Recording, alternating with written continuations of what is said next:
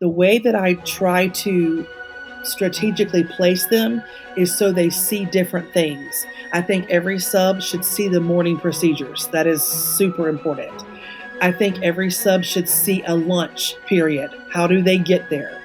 I think a sub should see recess and dismissal. Dismissal, keeping our children safe, is so important.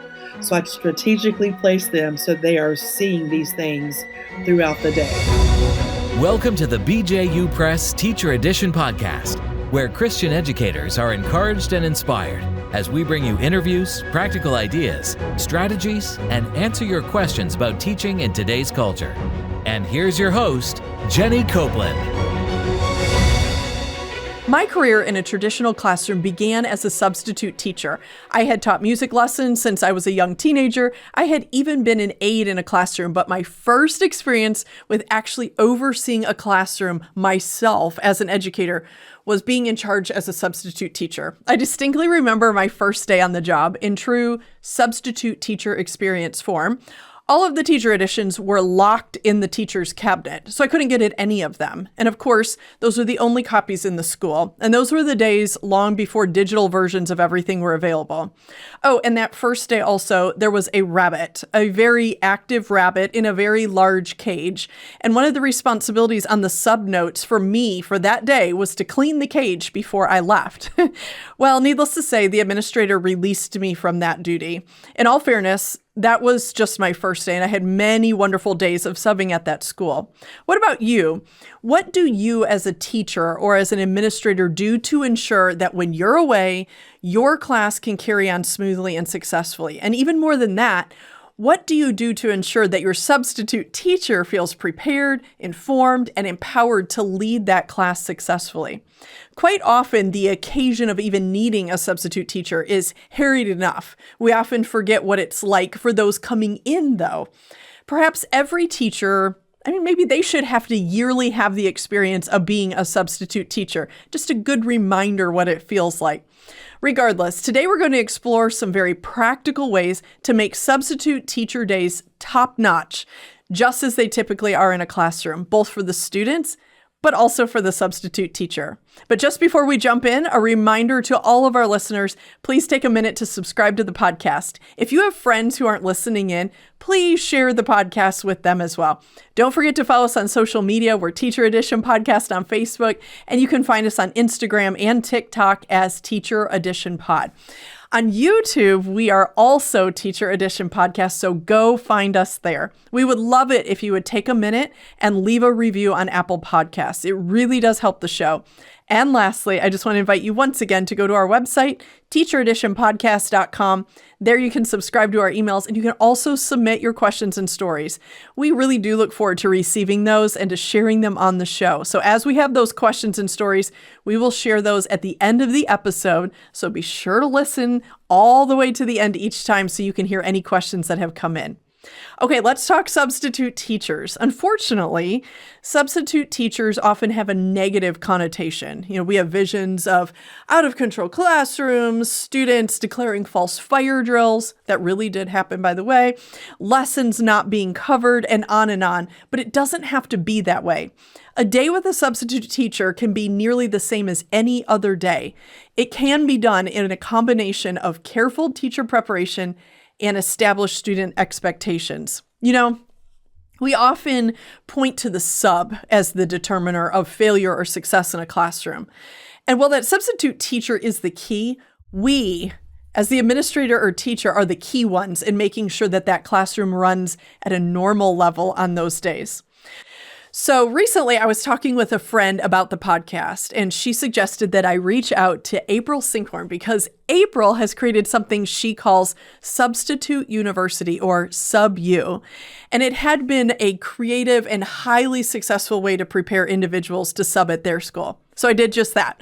So because of that, April is here today. April has undergraduate and postgraduate degrees in education.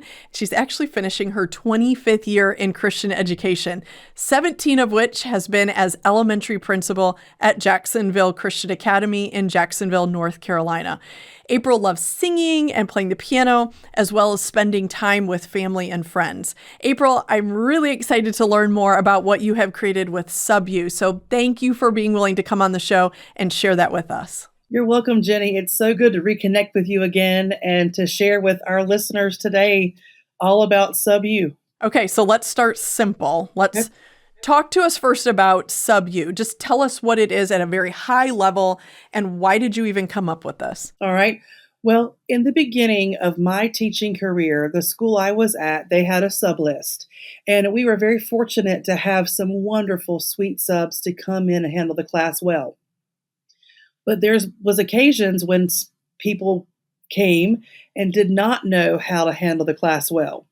And when I became the leader of the pack, it was put on me to make sure we had the right people trained to take the spots, because if there wasn't a qualified or prepared sub, it was going to be up to me to be the sub.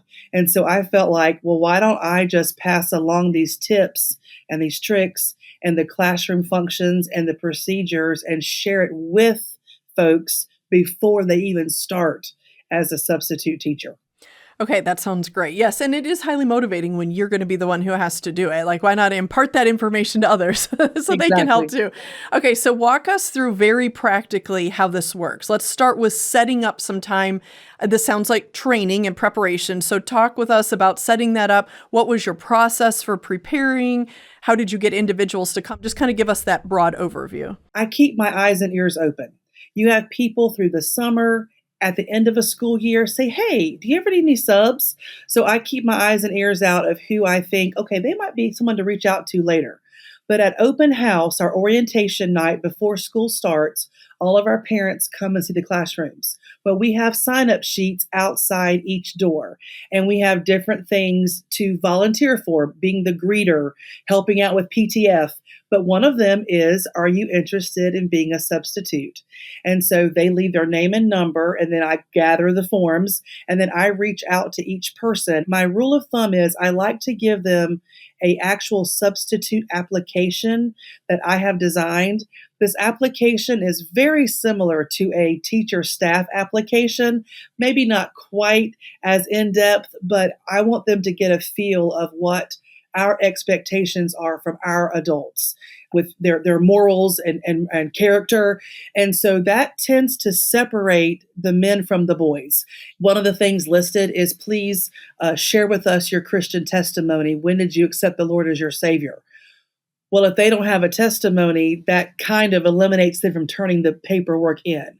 So I do try to filter through that first. And then after receiving the applications, or if it's someone that I already previously know, an application still has to be filled out, but I usually do it. I hand it to them when they come to SubU. So for SubU, how we start, I pick a day that I think will fit best for our calendar, and I actually created a substitute university invitation, and I send it to those families or that person who would feel like is qualified to be a part of us. Communication is the key. I notify the office.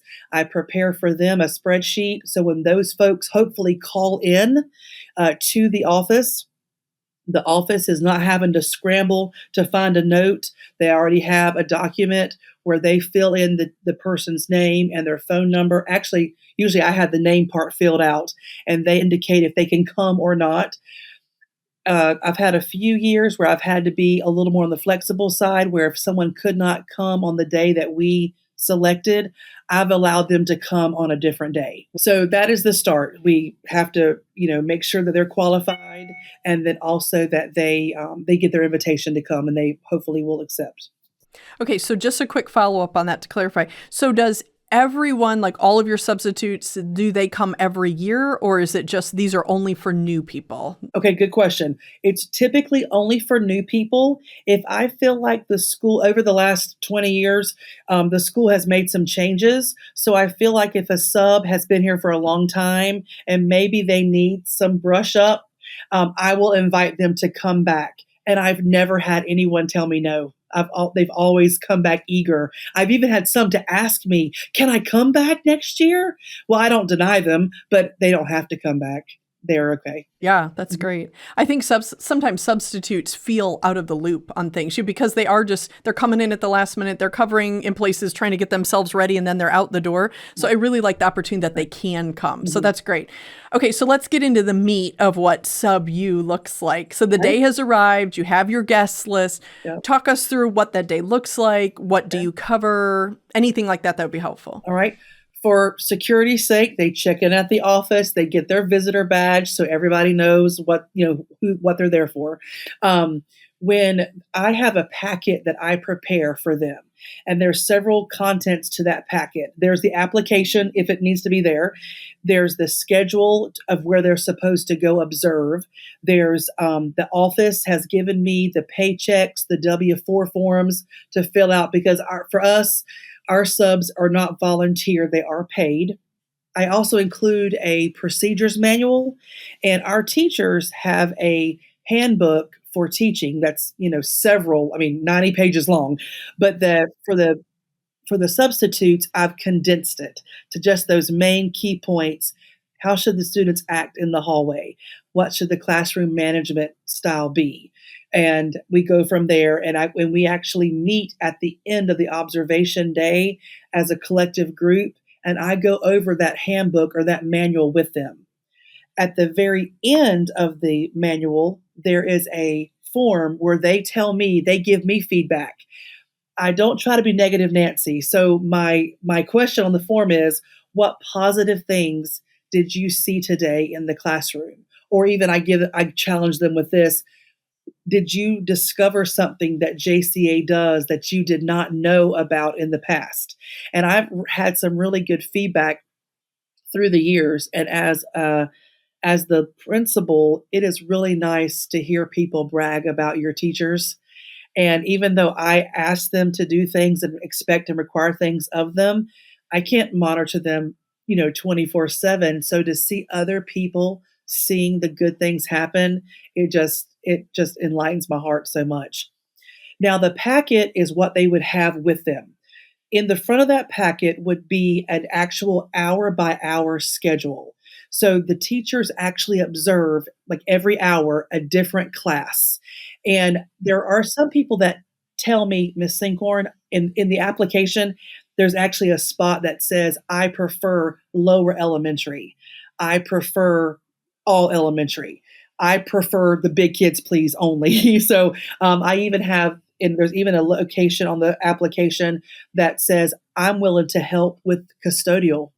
I'm willing to help with the lunch, or if we ever need an office volunteer or helper.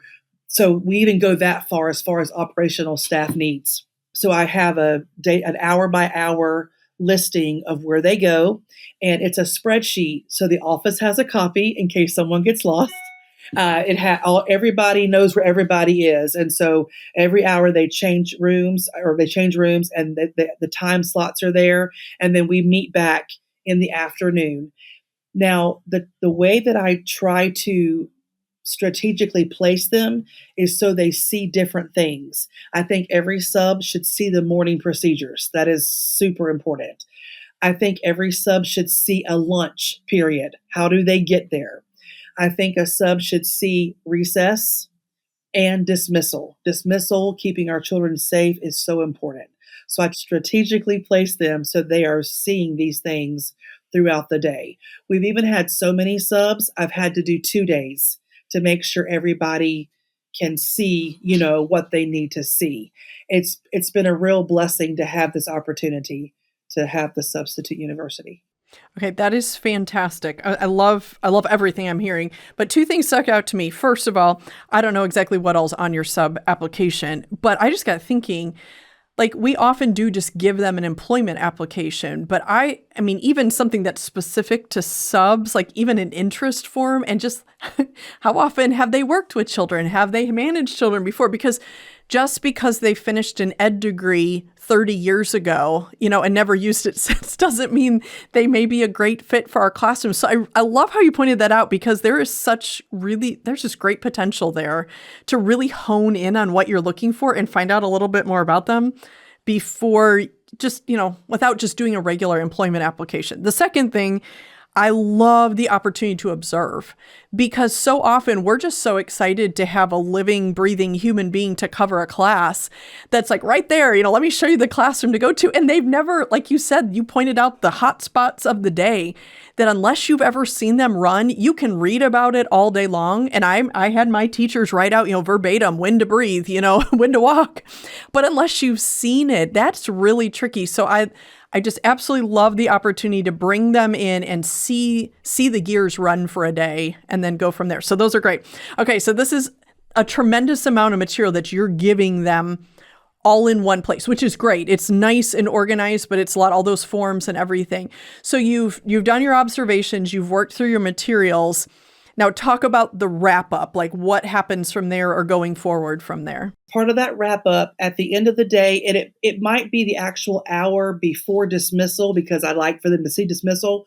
We go over that manual, and I'm going to read to you the mission, and I have like a Mission Impossible type theme. It says, your mission, should you choose to accept it, is to send them home alive, strive to finish the assignments given, and send them home at dismissal. So bottom line, keep them alive. If you can get work done, praise the Lord, and then send them home safely. So I try to put the subs at ease right then, that we are not expecting them to teach the Pythagorean theorem and all these extra little things, that we want them to enjoy their day as well and let them know that they have the support from me as well. So that I think that helps them, that puts their mind at ease as well. Wrapping it up, we do go over the positive, if we have time, the positive feedback. Then at the end of the actual mission, I present them a certificate of completion. And so they have a little take home with them that lets them feel they've accomplished something. We also do a couple of different things. And sometimes it's just, if I remember, we try to share those accolades on our Facebook page. We try to make it is a big deal because other parents need to know that when their teacher is sick or on maternity leave or on a personal day for whatever reason, that we are providing them a solid, dependable person to keep care of their child through the day. It's definitely a partnership, and we want to keep that responsibility up because they're expecting us to do so. Yeah. I like that you mentioned the manual too, so that they have something in writing they can pore over. We often think, just like you said, we release them from doing exactly as the teacher would do, but we definitely want them to get things done. But there are other peripheral things, even like safety. How many times could you walk in a school and ask one of the substitute teachers, what do you do in a fire drill? What do you do in a lockdown drill? And those kind of things are left off, but they are in charge of these young lives for that day. So it is so important to have everything in one place as a good reference. And we do include that. We do show them how to do all the different types of drills, what to do in the event of a parent that might not be pleased with what was said to their child or allegedly said to their child. Right. We give them the feedback, and the rule of thumb there is they're not to engage a parent who might be a little hot around the collar. They are to say, you know what, let's defer this to Principal Sinkhorn. So I even give them the verbiage to say, should something come up. So we do try to, nip that in the bud before anything even happens. Yeah, empower them to know what to do on that. That's great and so doable. Okay, so are there any other details or maybe other ideas you have mulling around in your head that you're working through to include maybe for the future? Now that you're kind of into this and rolling along, what's your debrief on it? Okay, so debrief would be, we have done this in the past and we're going to keep doing this. We always have, even for our teachers, we have complimentary coffee bar and sweet tea every day. And we do free pizza on Friday. So if we have sub day on Friday, they get their lunch.